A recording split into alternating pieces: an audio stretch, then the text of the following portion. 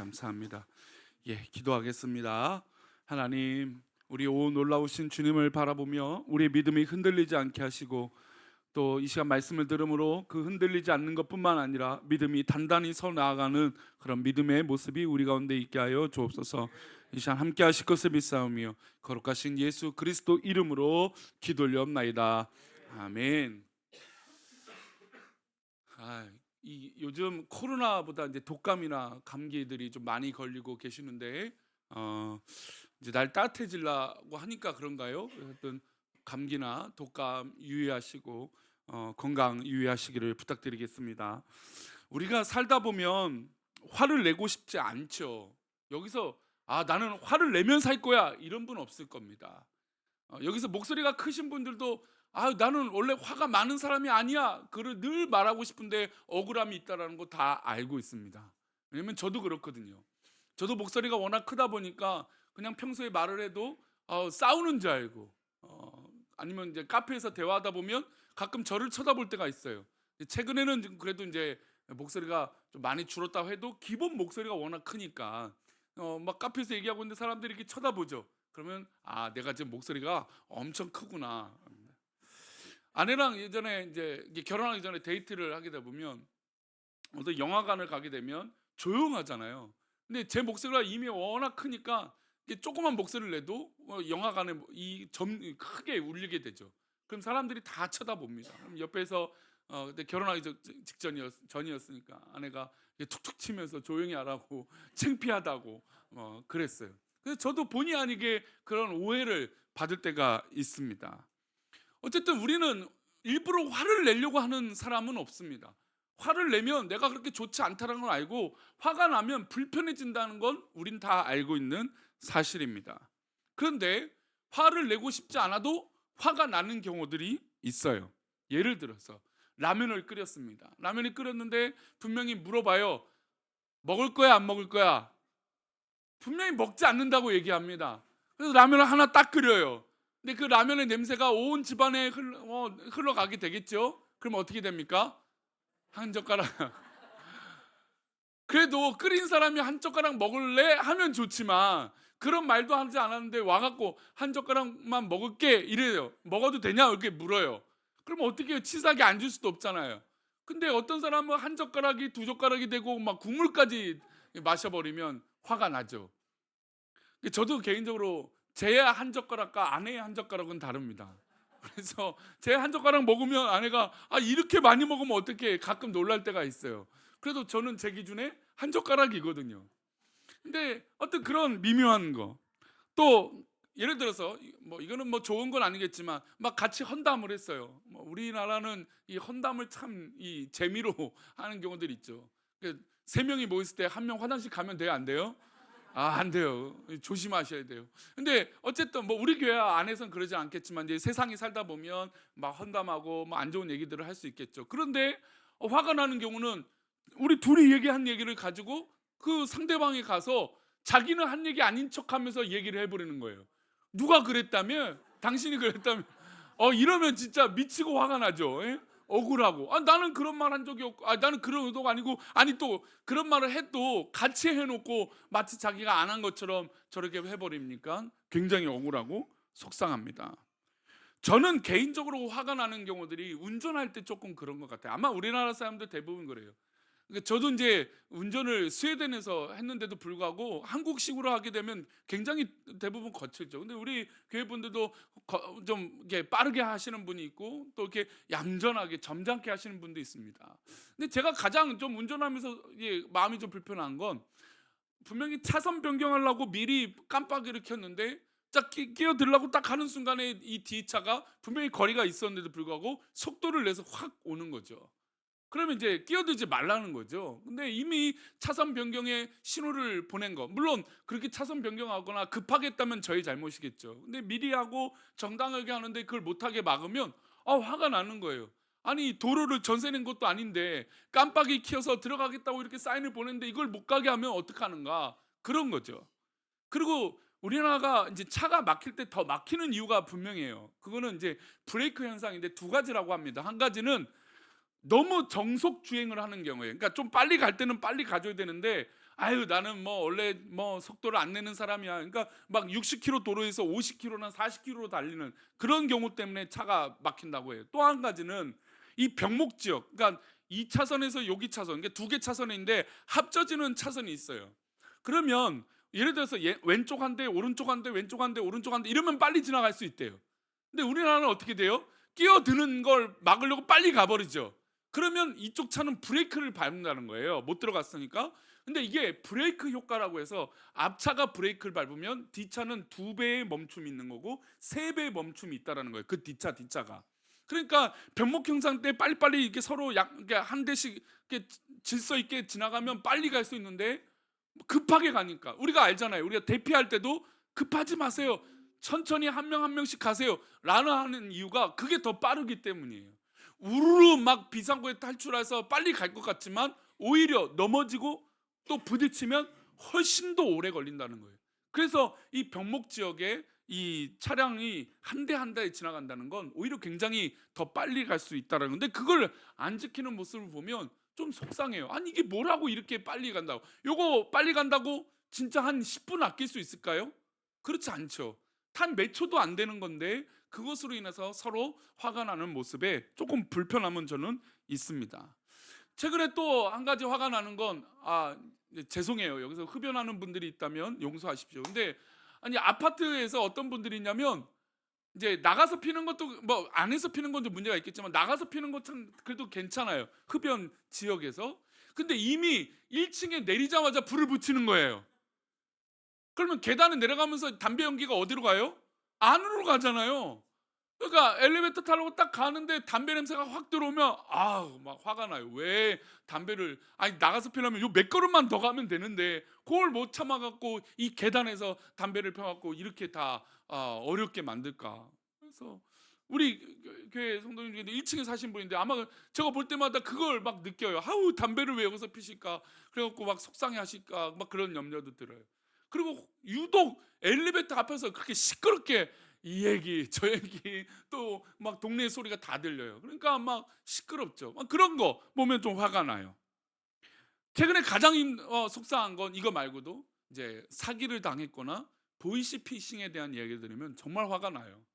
최근에는 영화 중에 하나가 그 미국 영화 중에 어떤 영화가 있었냐면 이 제목이 이제 한국말로 하면 이제 이 벌꿀장수라고 하는 그러니까 벌꿀 이라고 하는 제목이에요. 근데 이 얘기 뭐냐면 옆집에 있는 은퇴하신 분에게 보이스피싱이 당해서 전 재산을 날리고 오히려 빚까지 지게 된 거예요. 그리고 그분이 이제 극단적인 선택을 하고 뭐 어려운 일을 겪게 되니까 이거를 이 옆집에 살고 있었던 이 꿀벌 아저씨가 복수를 해준다는 얘기예요. 근데 이 꿀벌 아저씨 직업을 보니까 예전에 어떤 그런 특수부대에 있었던 분이죠.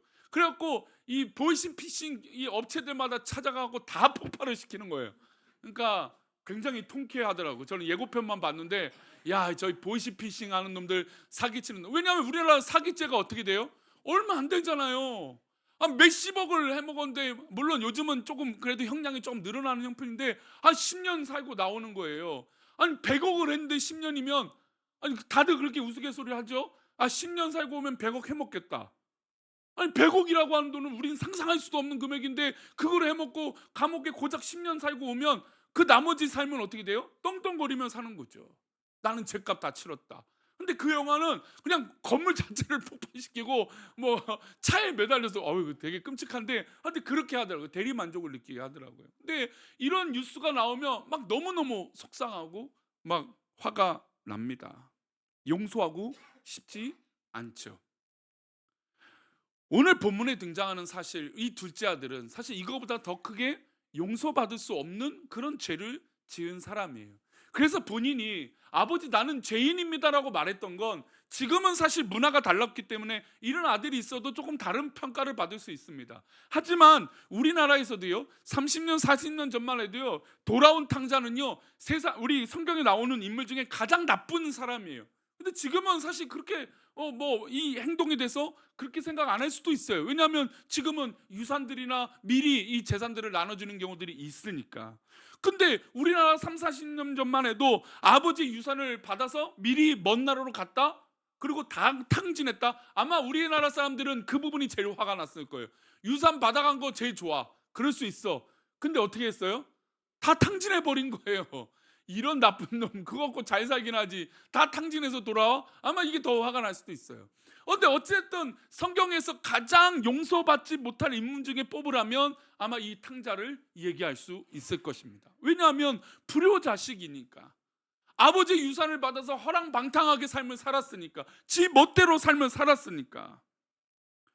우리가 돌아온 탕자에 대해서 말씀을 지금 몇 주째 얘기를 나누고 있어요? 이제 오늘까지 7주째 말씀을 나누고 있습니다. 꽤 길게 지금 이 누가복음 15장을 나누고 있죠. 근데 이 말씀을 나누면서 한 가지 드는 생각이 있어요. 어떤 생각이 드냐면, 왜 아버지는 이 못난 아들, 이 나쁜 아들, 이 죄지은 아들을 매일같이 기다릴까? 아니 뭐가 예뻐서, 뭐가 그리워서, 아니 이렇게 쉽게 용서를 할 수 있을까? 우리가 보면 그렇잖아요.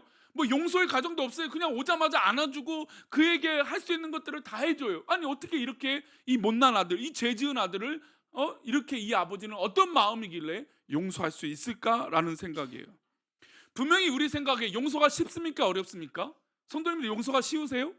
용서가 간단하게 풀리면 되게 쉽기도 하지만 안 되면 너무나 어려운 게 용서라고 하는 거예요. 왜냐하면 미묘하거든요. 감정이라는 게 모두 다 100점으로 얘기할 수 없거든요. 그런 미묘한 차이 때문에 생긴 갈등과 어려움으로 인해서 생긴, 그리고 입장 차이라는 것들이 있기 때문에 벌어진 어려움, 근데 그런 것들을 용서한다? 쉽지 않죠. 게다가 지금 성경에서 가장 나쁜 사람이라고 할 수 있는 이 불효 자식인 이 둘째 아들을 아니 어떤 마음이길래 이렇게 용서할 수 있는가? 저는 그게 궁금한 거예요. 물론 우리가 지금 시대가 바뀌었으니까 아니 뭐 재산 탕진해서 다시 기회를 줄 수 있지, 그래도 내 자식밖에 없는데. 근데 요즘은 2명이니까 3명이냐, 아니 1명이니까 자식이 그럴 수 있어요. 근데 우리 어른들 자라왔던 60대 70대 이상 보통 몇 남매예요? 6남매 7남매 8남매. 혹시 여기서 10남매 있으세요? 10남매? 10남매는 없죠. 8남매 한번 손 들어보세요. 8남매. 와 8남매. 저희 부모님도 8남매, 아버지도 8남매셨어요. 보통 6남매 8남매면요 부모님도 몇째 자식이 누구인지 잘 모를 때가 훨씬 많아요. 그래서 사실 어릴 때 그렇게 자라신 분은 유복하고 다복하긴 하지만 뭐가 있어요? 서러움이 있어요. 서러움이. 예, 막 서러움이 있죠. 우리 부모님은 나를 그렇게 사랑하지 않은 것 같아요. 맨날 장남. 그래서 뭐 그런 유명한 대발이 뭐 이런 이 주인공이 있었던 이 드라마가 있었잖아요. 첫째만 좋아하고 우리 사회가 그랬어요. 근데 그런 사회에서 만약에 이런 둘째가 있었다면, 이 둘째 아들처럼 있었다면 이 아들은 극에서 이미 사라진 인물이 됐을 거예요. 아니면 계속해서 나쁜 짓을 하는, 요즘 말로 빌런이 얘기했죠. 나쁜 행동을 하는 그런 아들이에요. 근데 뭐가 예뻐서, 뭐가 그리워서 이 아들이 저렇게 저 아버지는 매일같이 기다리고 있었을까? 이미 저기 능선에서 보이는 저 아들을 보자마자 버선발로 뛰어가는 이유가 뭘까라는 거예요. 아니 이 아버지는 뭐가 이렇게 마음이 좋아서 이 둘째 아들을 용서할 수 있을까? 저는 그게 제일 사실 이 본문에서 궁금해요. 왜냐하면 용서라는 것은 쉽지 않기 때문이죠. 그런 아들이 돌아왔습니다. 그런데 용서하는 수준이 그냥 단순히 용서하는 게 아니에요. 우리 22절 말씀 볼까요? 함께 읽겠습니다. 시작.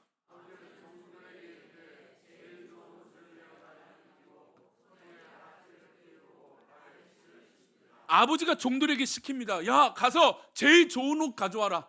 야 그리고 야, 가락지 갖고 와. 이 가락지를 끼웁니다. 그리고 발에 신을 신겨요.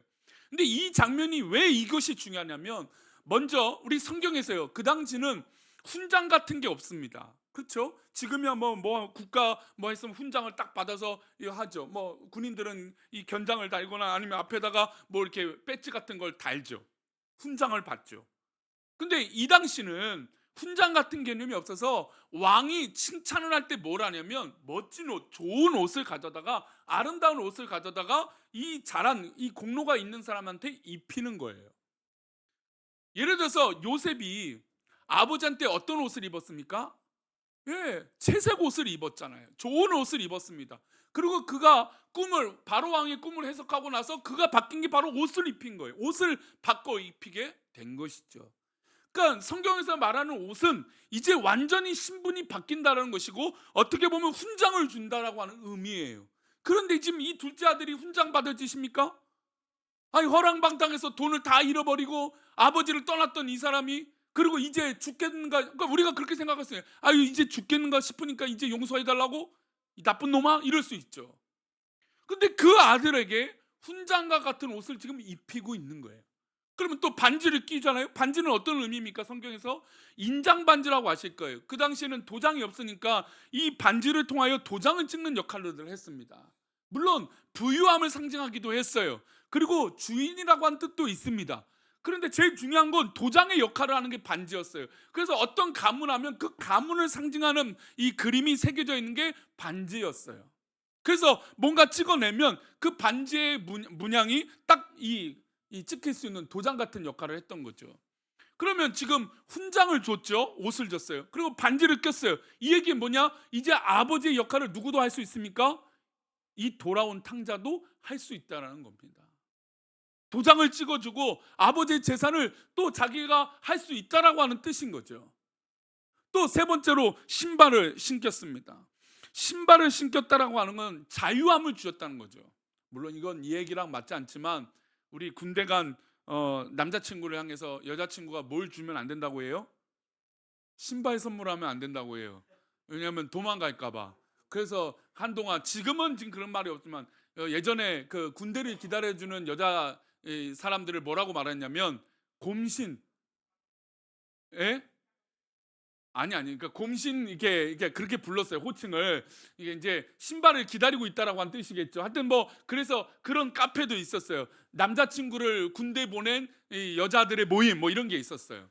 그래서 고무신 거꾸로 신으면 안 되고, 신발 좋은 거 보내면 안 되고, 또 반대로 남자도 누구한테 그 신발을 보내면 안 돼요? 여자에게 신발을 선물하면 안 된다는 거죠. 도망갈까 봐.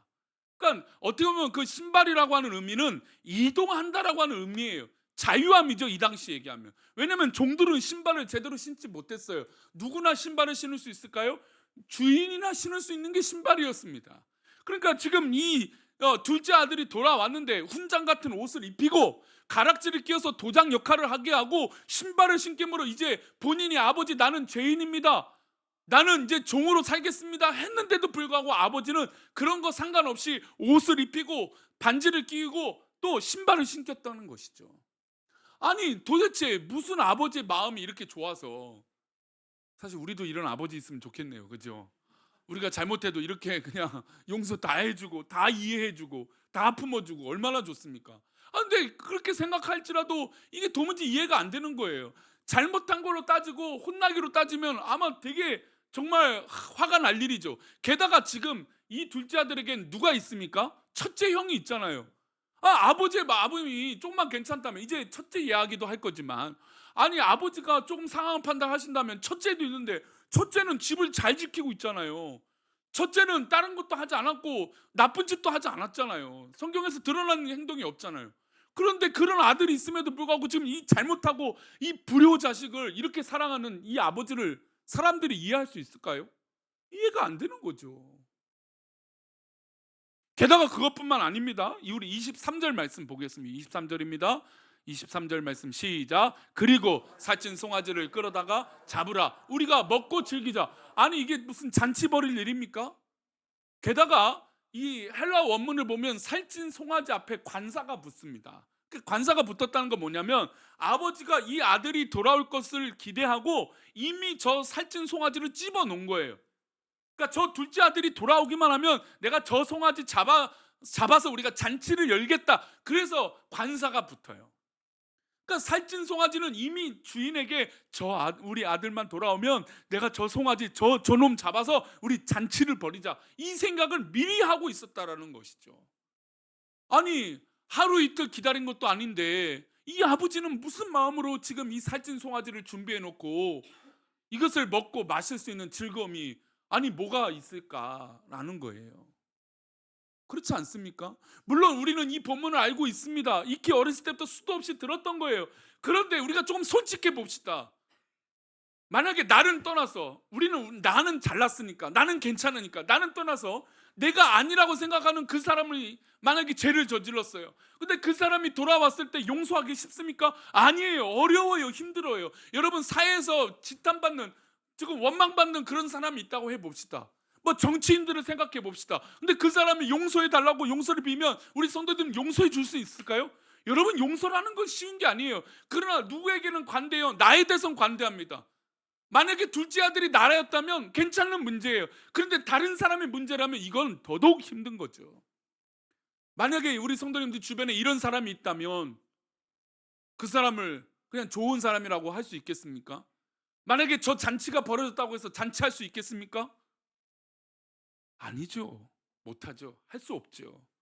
아이고, 저 집안 아주 그냥 말도 안 된다 이러면서 야, 나는 안 먹을 거야, 이럴 수도 있을 겁니다.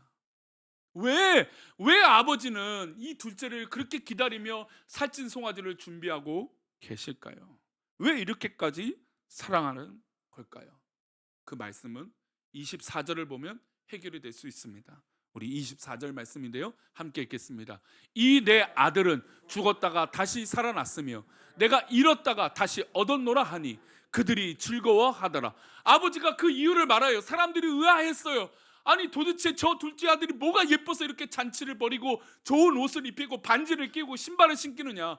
아니, 저 아들이 분명히 아버지 내가 죄인입니다, 나를 종으로 세워주세요라고 저렇게 양심 고백까지 했는데 뭐가 예뻐서 저렇게 하는가 라고 의구심을 가질 때 이 아버지가 이렇게 말하는 거예요. 이 아들은 죽었다가 다시 살아난 아들이다. 그리고 내가 잃어버렸지만 다시 얻은 것이다. 즉 아버지의 생각엔 내가 이 둘째 아들을 잃어버렸다라고 생각한 거예요. 여러분, 우리가 가끔요 무슨 물건을 잃어버려요. 근데 찾죠. 만약에 좋은 이 것을 잃어버렸다 생각해 보세요. 그럼 얼마나 열심히 찾겠습니까? 뭐 근데 값싼 거라면 금방 잃어버릴 수 있어요. 근데 너무 좋은 거하고 너무 소중한 거예요. 제가 지금 평생에 만약에 잘못한 것이 있는데 결혼 반지를 잃어버린 거예요.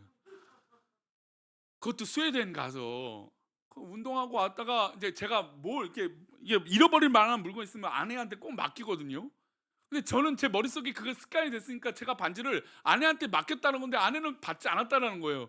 저는 마음속에 계속 어딘가 흘렸을 텐데, 어디 차에 있을 텐데, 그래서 그 스웨덴 말도 안 통하는 나라에 가서 엄청 찾으러 다녔어요. 지금도 막 생각이 나요. 내가 그 장면에서 그 반지를 분명히 벗은 기억은 나는데, 놓은 기억은 나는데 그게 어디 갔을까? 그래서 지금 반지 얘기만 나오면 조금 미안해요. 결혼 반지를 잃어버렸으니, 뭐 전도사 때 만드는 반지가 또 얼마나 귀한데 그걸 잃어버렸어요. 근데 지금도 생각이 나요. 불뚝불뚝. 그 반지 아깝다. 지금 금값도 올랐다는데 그 반지 팔으면 큰 돈 됐겠다. 그 당시는 싸게 했으니까, 지금 비용을 따지면 엄청 싸게 한 반지니까. 근데 지금 금값이, 여러분 지금 다이아몬드보다 금을 사래요. 또 이 얘기 듣고 우리 목사님이 금 사라고 했으니까 나 금 사야지. 그게 아니라 요즘 그래요. 금값이 그렇다는 거예요. 근데 그 생각만 하면 막 속상해요. 그걸 왜 잊어버렸지? 근데 평생에 계속 그 생각을 하면 괴로운 건 누구예요? 잃어버린 나가 괴롭죠. 근데요, 보세요. 아까 이제 값어치가 적은 거든. 근데 이거를 괜찮아라고 잃어버렸다면 어떻게 될까요? 신경 안 쓰게 될 수도 있어요. 근데 아들의 문제를 그렇게 신경 안 쓸 수 있는 부모가 있겠습니까? 그렇지 않은 거죠. 물론 잃어버린 것처럼 생각되지만 내 마음 한켠에는 계속 이 둘째 아들이 생각이 났던 거예요. 마치 소중한 물건을 잃어버린 것처럼 어떻게든 찾아내야겠지라고 하는 심정처럼 이 둘째 아들의 마음속에, 아버지 마음엔 계속해서 그게 생각이 난 거예요. 하나님께서 선악을 알게 하는 나무를 먹지 말라 아담과 하와에게 말씀하셨어요. 이거 먹으면 정령 죽는다라고 하셨어요. 그런데 아담과 하와가 그걸 잃어버리고 뱀의 게임에 빠져서 그 아담과 하와가 선악과의 열매를 먹어버렸습니다. 그리고 하나님은 뭐라 하시지 않는데 지들이 창피해갖고 갈대로 옷을 만들고 숨어버렸어요.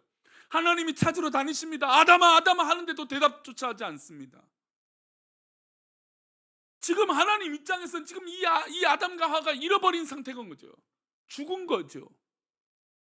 그런데 우리가 잘 알다시피 하나님은 거기서 포기하실까요? 아니라는 거죠.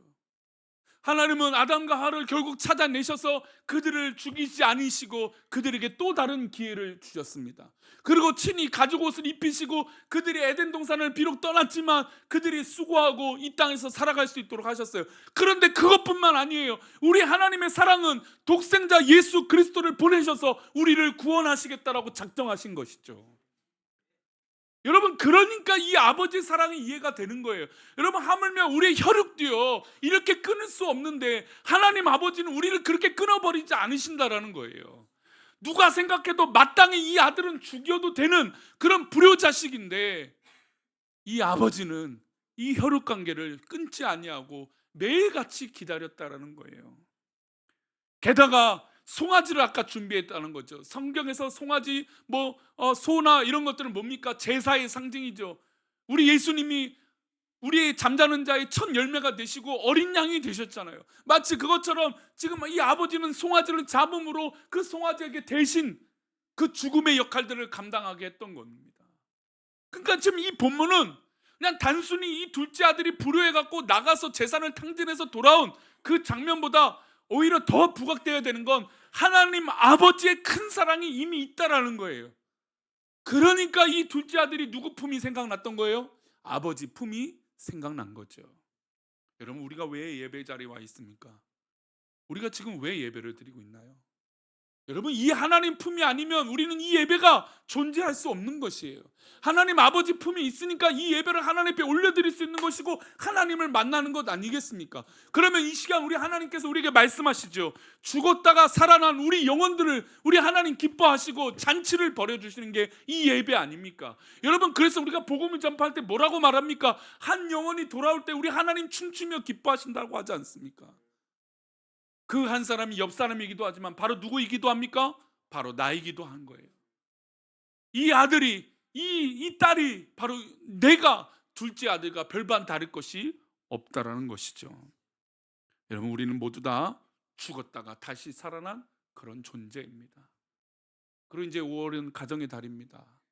가정의 달이면 가정마다 참 다양한 일들이 가정마다 있어요. 그러나 꼭 우리 부모님이 살아계시면 부모님에게 따뜻한 밥상, 식사 한 끼라도 사랑으로 섬기시기 바랍니다. 그리고 자식들이 있거든, 야, 너희들 아무리 바빠도 안 된다, 꼭 와라. 와서 함께 식사하자고 하십시오. 그리고 함께 권면하십시오. 여러분, 한 영혼이 돌아오면 우리 하나님 춤추시고 기뻐하시고 죽었다가 살아난 영혼들을 바라보시고 이렇게 기뻐하시는데, 여러분, 우리 성도님들의 가정에도 가문에도 이런 회복의 은혜가 있기를 축원합니다. 한 구절 읽고 말씀 마치겠습니다. 우리 데살로니가후서 2장 13절입니다. 함께 읽겠습니다. 주께서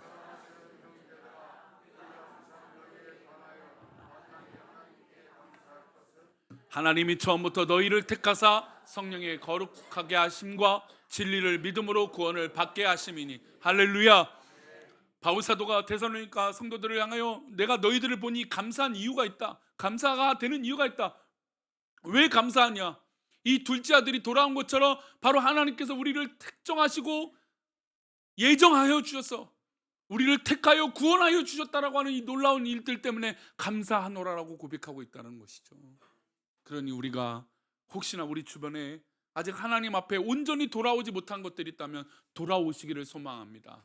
오직 우리 하나님은 가장 좋은 것으로 우리를 사랑하실 거예요. 우리가 상상할 수 없는 것으로 우리를 인도하여 주실 것입니다. 그러니 의심하지 말고 우리 하나님만 바라보시길 바랍니다. 할렐루야.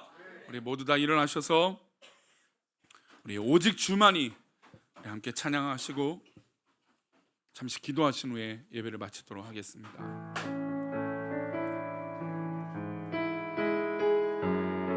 우리 말씀을 기억하며 우리 함께 찬양하겠습니다. 나의 영혼이 잠잠히, 나의 영혼이